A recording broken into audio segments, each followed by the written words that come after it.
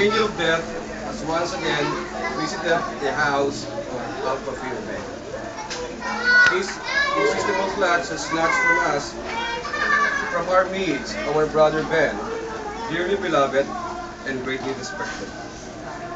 Sorrow, sorrow, sorrow.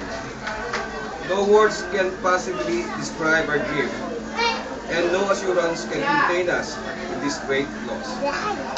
Tragedy has described upon us, and not even the loving arms of friends and brothers can prevent the harbinger of horror to take away the life of a fellow Alpha Phi Omega.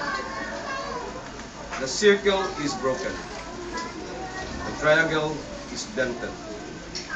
The dark, ominous clouds have shrouded our blue horizon, and our golden sun has disappeared for the time being.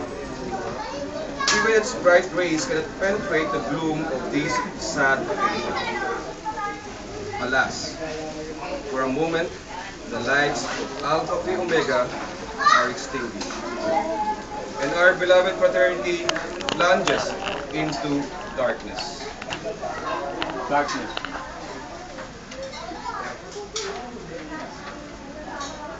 Darkness. Darkness. There is nothing more can be done but to accept the will that is more powerful than ours. As mere creation of the Supreme Creator, it is our fate to submit to the will and pleasure of the Almighty Being, whom we owe our existence. Such is our fate. The Lord giveth, and the Lord taketh away. This fraternity Phi is the symbol of our fraternal tie, and the band that unites us in friendships and brotherhood. This emblem of our strength and union now becomes, on this sad occasion, the emblem that symbolizes the last act we offer to his memory, that he was once one of us. I now place this pin on your coffin, dear brother Ben, in testimony of our enduring love and respect for you.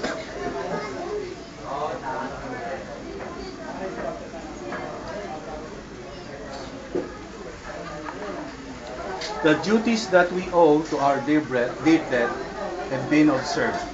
The last wishes of our brother have been faithfully fulfilled.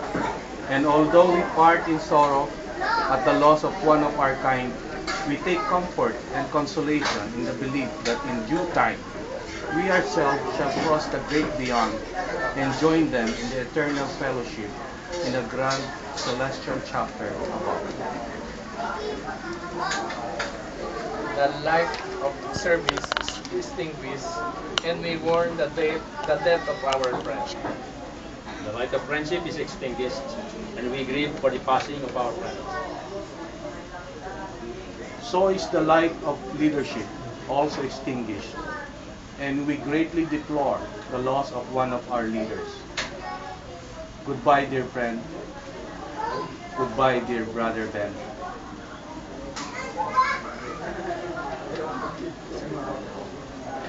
Our Father,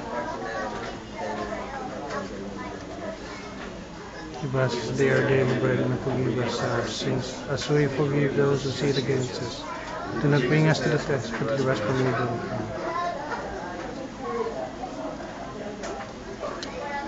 Let us pray.